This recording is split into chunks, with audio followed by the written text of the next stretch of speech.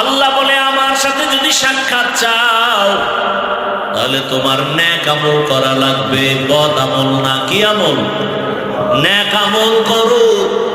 নেক আমলের মধ্যে কিছু আছে ফরজ, কিছু আছে ওয়াজিব, কিছু আছে সুন্নাত।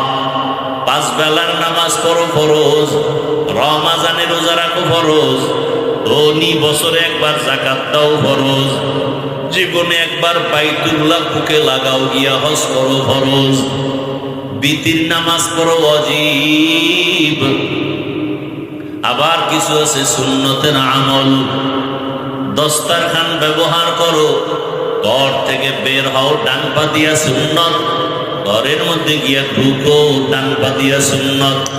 কোনো কিছু খাও বা পান করো ডান হাতে সুন্নত নাকি বাম হাতে? ডান হাতে সুন্নত। এক মুসলিম আর এক মুসলমান ভাইয়ের সাথে মোলাকাত হবে, প্রথম সাক্ষাতে সালাম দাও। কি দাও?